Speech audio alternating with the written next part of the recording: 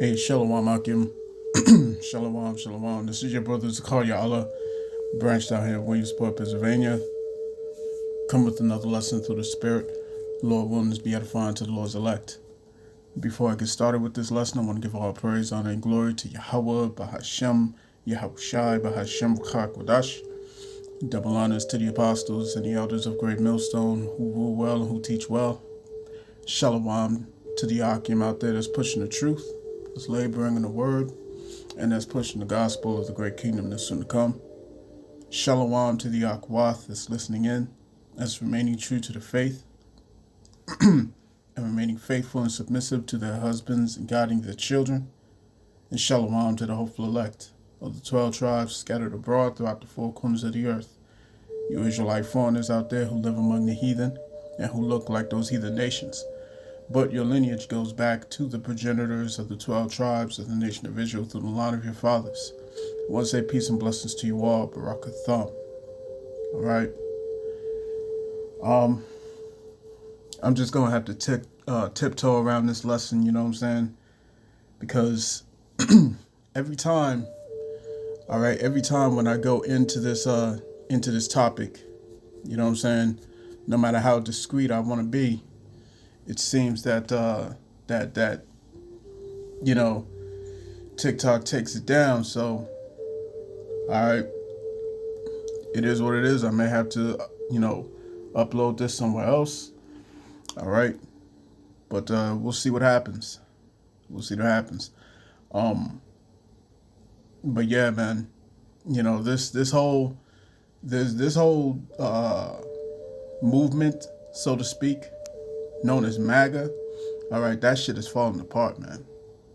That shit is falling apart, all right, at the seams. You see what I'm saying? Because the veil is lifted and all these people are seeing it in real time. All right, all these people are seeing it in real time, and they have to make a choice. I brought this out in the previous lesson that I had to upload on Odyssey. You know what I'm saying? If you didn't check it out, go check it out. You know what I'm saying? All right. But yeah, they have to make a choice now. You know what I'm saying? Do they continue to follow this character, knowing that if it quacks like a duck, if it walks like a duck, you know what I'm saying? If it flaps its wings like a duck, then it's got to be that. You know what I'm saying? All right, 2 plus 2 is definitely equaling 4, and it's these people, all right, who are having to are having to change the equation in their mind to make it equal 5. You know what I'm saying? 2 plus 2 is equaling 4 right here. You see what I'm saying? And they're having a very hard time, you know what I'm saying, coping with the reality of this thing, man. And this is why the scriptures say that the chaos is going to come, man, because the people are going to lose all of their hope in this guy. This was literally, you got to think about who this man represents to these people. You know what I'm saying? What he represents to these people. All right, as a matter of fact, let me show you something real quick. Bear with me. All right. Let's talk a bit about what this man is to these people. Okay? He's equated to their greatest heroes. Their greatest heroes. You know what I'm saying? All right, you equated to like Clint Eastwood and the heroes of their Wild West movies and so on and so forth, right? He's akin to what they call JC. You know what I'm saying? To what they call so-called Jesus Christ. All right? That's what they equate this man to. Okay? He's their savior. Right? He is their savior. He is their Messiah. And now it's coming to light right in front of their eyes that this guy, all right, this guy is everything opposite of what he was portrayed to be. You know what I'm saying? And you recall months ago, all right, when this guy first got in on his second term, and I did that lesson. I said, when these jokers figure it out, when these jokers figure this shit out, all right, these niggas is gonna lose their minds. All right, all these MAGAs are gonna lose their minds. And we're starting to see it. We're starting to see them crashing out. We're starting to see them lose their composure. We're starting to see them, you know what I'm saying, losing all hope. Right? So let's get this in Second Esdras.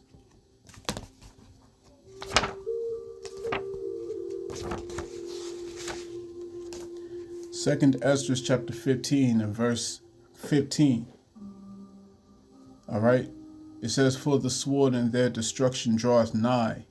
And why do you think that this dude, all right, Nero Trump, why do you think he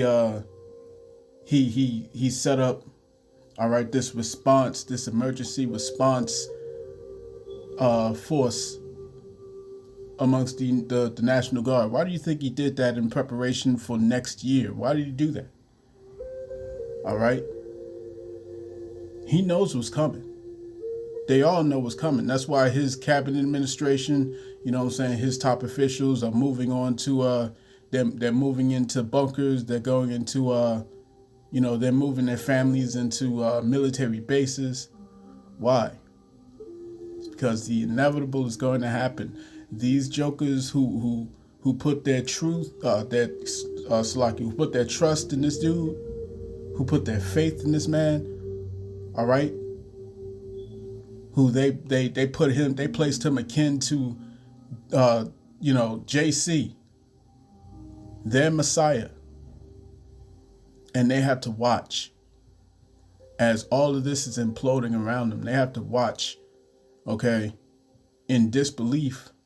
And now they find themselves in a situation where they're either going to accept what the truth is, or they're going to lash out in defense of what their mind has already solidified, that he can do no wrong, that they'll defend him to the death. You see what I'm saying? All right. But this is where the divide is coming in, where it says in Isaiah 19, verse 2, I will set the Egyptian against the Egyptian, man. So 2 Esdras chapter 15, verse 15, for the sword in their destruction draws nigh, and one people shall stand up to fight against another, and swords in their hands. Let's get this real quick. 2 Esdras chapter 6, verse 24. At that time shall friends fight one against another like enemies. Something would have to take place that would cause friends to fight against each other. That would cause friends to go against each other's necks, you know what I'm saying? Like their enemy, like their mortal enemies. They've always been enemies, you know what I'm saying? This guy is going to be the catalyst for that. He's going to be the catalyst. He's the one to set it off. You see? So let's jump back. 2 Esdras chapter 15, let's hit verse 16. It says, for there shall be sedition among men, and invading one another. They shall not regard their kings, nor princes, and this man is setting himself up to be like a king. He's setting himself to be a king over these people. All right? Now, if it was anybody else, you know how they would respond. But that's how strong cognitive dissonance is. All right? It can cause you to begin, all right, to begin excusing particular acts to justify these different acts. You know what I'm saying? I was just listening to Elder Ashayar. He was going into this very same subject, and he was talking about how actually he showed a video about 7 years ago of Alex Jones. You see what I'm saying? Alex Jones, who was defending Donald Trump. And he said, hey man, they could have a video of him, they could have a video of him snopping somebody's knob, you know what I'm saying? It's better than World War III. You see what I'm saying? And he said that 7 years ago. Here we are in 2025. All right, and it's coming out that he slobbed the knob on Billy Clinton's cob. You know what I'm saying? So, yeah, man. We're literally watching. All right, we're watching these people implode. Okay, upon themselves, man. It says, "For there shall be sedition among men, and invading one another. They shall not regard their kings nor princes." Okay, and the course of their actions shall stand in their power. They're not going to regard, all right, their congressmen, their congresswomen, their president, the vice president, you know what I'm saying, the secretary of whoever, all right, Attorney General Pam Bondi, and everybody who's connected to this guy. You know what I'm saying? And apparently, you know what I'm saying, apparently Vladimir Putin has evidence of, Nero Trump's escapades over there in Russia. Okay? So this is not good. Okay, this is not good for this guy and for all these Edomites, man, because their kingdom is going out in spectacular fashion. You know what I'm saying? And like I always say before, you know what I'm saying? I always say this. Before the Lord takes down this place, you know what I'm saying? Before he destroys this place, he has to destroy its image. Okay? He has to destroy its image. Because it's not just Americans that's looking at this guy. It's not just Americans that's watching this madness. The whole world is watching it. The whole world is seeing just how nasty these people are. The whole world is watching just how deprived, you know what I'm saying, and despicable these people are. This is Ephesians chapter 5, verse 11. It reads, "And have no fellowship with the with the unfruitful works of darkness. And have no fellowship with the unfruitful works of darkness, but rather reprove them. For it is a shame even to speak of those things which are done of them in secret." Okay? Because let's think for a second. All right? All the things that can be done on a secluded island with very, very powerful people. Imagine the things that could be done. You see? I remember this one Jake years ago, and he was explaining how he stumbled onto the dark web. What they call the dark web. He stumbled upon it, and he ended up in this one website that resembles YouTube.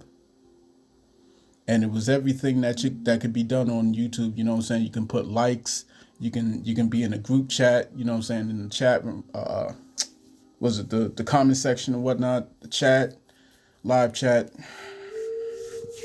And he said that there was a man in a surgeon's outfit inside of a room that looked like a surgery room. And there was a baby on a little chair. All right. and next to the baby was different utensils, and on the other side were different chemicals. All right. And the chat was writing down or typing down what they wanted to be done to this this human being. All right. And the man takes the acid, and I'll just leave it at that. You know what I'm saying? And the guys excuse me. And the man who stumbled upon this dark web, he was choked up. You know what I'm saying? And he was really distraught. And he said, these people don't see us as human beings. They see us as cattle. You know what I'm saying? They see us as toys, things to play with. You know what I'm saying? I'm going to read this again. Ephesians 5:12. It says, "For it is a shame even to speak of those things which are done of them in secret." All right. When you look at the movie Eyes Wide Shut, all right, with Tom Cruise, they revealed so much. The director revealed so much in the director's cut that after the director's cut was released, he ended up deleted. You know what I'm saying? And what was in the director's cut? All right. He showed subtly that there are particular trafficking of these young children, I should say, right? So yeah, and this is nothing new. You know what I'm saying? It's a wonderful thing that the Lord does not allow us to see all the things that He sees. You know what I'm saying? Because if we was to see even 0.005% of what He sees every second, we would lose our mind. We'd lose our minds, man. Because it's too much wickedness. It's too much. You see what I'm saying? Too much.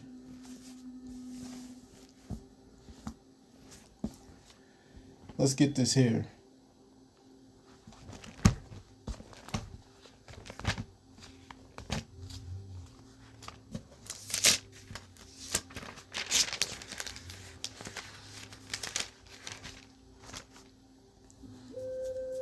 This is Deuteronomy chapter 27 and verse 19.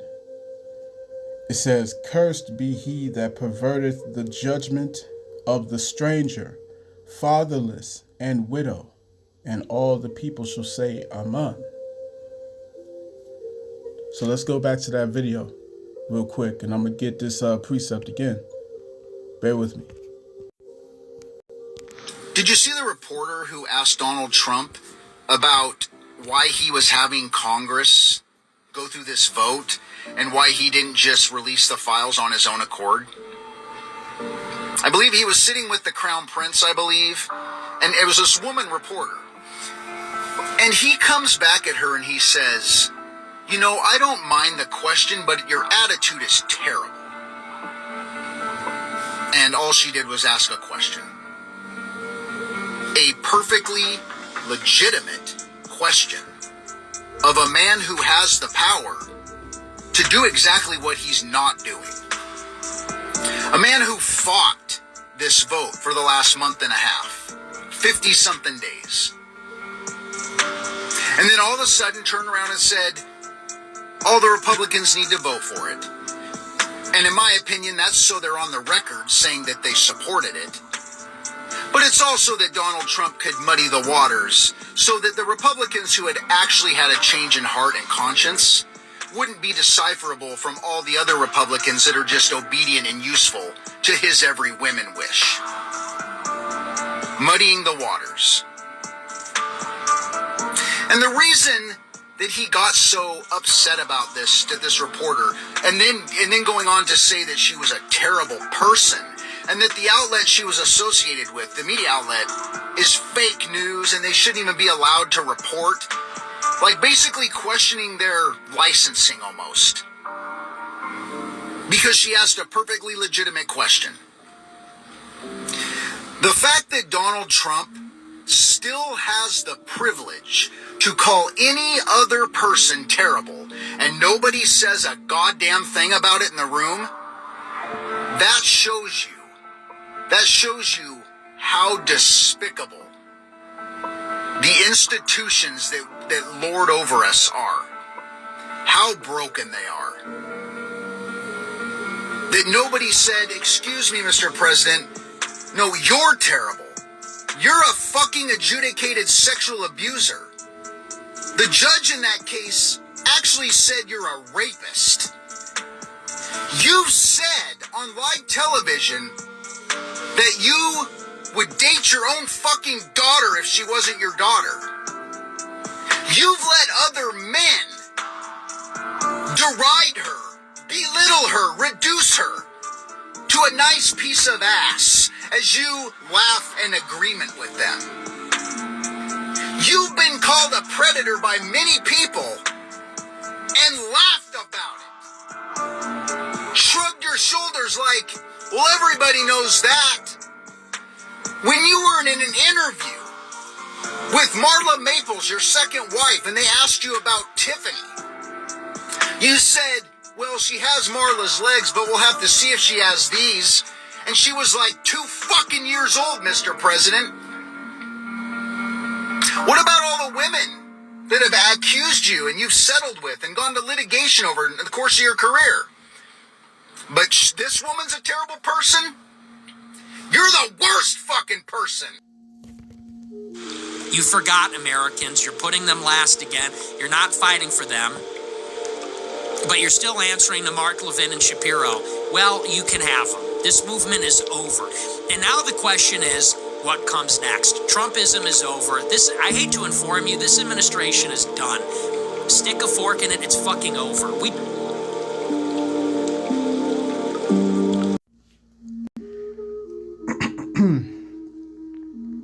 Again, this is Deuteronomy chapter 27 and verse 17. Slakia.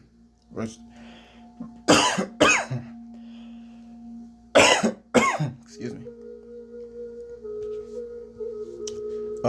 Verse 19, excuse me. This is Deuteronomy chapter 27, verse 19. It reads, cursed be he that perverteth the judgment of the stranger, fatherless and widow, and all the people shall say, Amen. Right? The fact that he said he's not going to release anything unless Republicans vote against it, unless Republicans vote for it to happen, that means, all right, what that really means is he wants to take down as many people with him. You know what I'm saying? And so this is a lot of backstabbing. It's a lot of infighting. He took away his support for Marjorie Taylor Greene. You know what I'm saying? And this is only going to get nastier. You know what I'm saying? It's only going to get nastier. Right? So let's see. And there's a reason why I said this. And you know what I'm saying? I got this precept in Deuteronomy 27. All right? Don't pervert the judgment of the stranger, the fatherless, and the widows. You know what I'm saying? Don't pervert the judgment. You're supposed to be a righteous judge. All right? And the reason I said this is because these demons are the very people who put their hands on these Bibles, you know what I'm saying, when they're getting sworn in. All right? And Salakia for the chirping in the background. That's my neighbor downstairs, so that's outside of my control. But let's go to the book of Psalms real quick. Let's go to Psalms chapter 50. All right? Psalms chapter 50 and verse 16, it reads, "But unto the wicked the Most High saith, What hast thou to do to declare my statutes? Or that thou shouldest take my covenant in thy mouth, seeing thou hatest instruction, and casteth my words behind thee." Right? So, keep it in mind, man. You touch this book. And the moment you touch this book, all right, that's when you're held to a standard. You see? When you touch this book and you declare that this book is the law of the land or something like that. I think that was what Ronald Reagan had did. He declared the Bible the law of the land. All right. Well, when you do that, that means that you're held by the standard. Okay? And just as it was in the time of Babylon, Neo-Babylon. All right? You're being found wanting, man.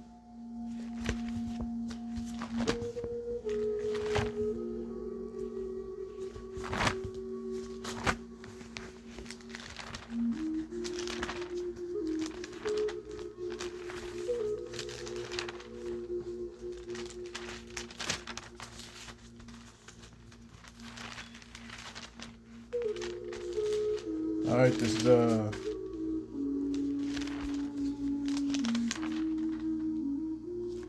let's see.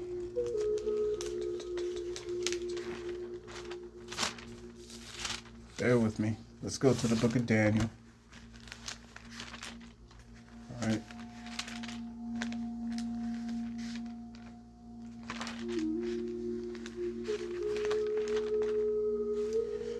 Daniel chapter 5 and verse 25. It says, "And this is the writing that was written, Mene, Mene, Tekel, Upharsin." This is the interpretation of the thing. Mene, the Most High hath numbered thy kingdom and finished it. Tekel, thou art weighed in the balance and art found wanting, meaning you're lacking righteous judgment. You see? And this is why the Lord is about to cause heavy judgments upon Babylon the Great. All right? Mystery Babylon, aka America. And he's going to split it right down the middle. And he's going to cause the Egyptians to fight against the Egyptians. He's going to cause these people to have sedition amongst each other. All right? And your boy Trump is the catalyst behind all this.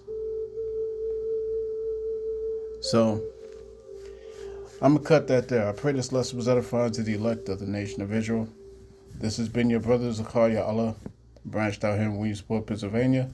In closing, I want to give all praise, honor, and glory to Yahweh, Bahashem Yahushai, Bahashem Wakakudash. Double honors to the apostles and the elders of Great Millstone, of whom I've grown in this truth under. Peace and blessings to the hopeful elect. Shalom.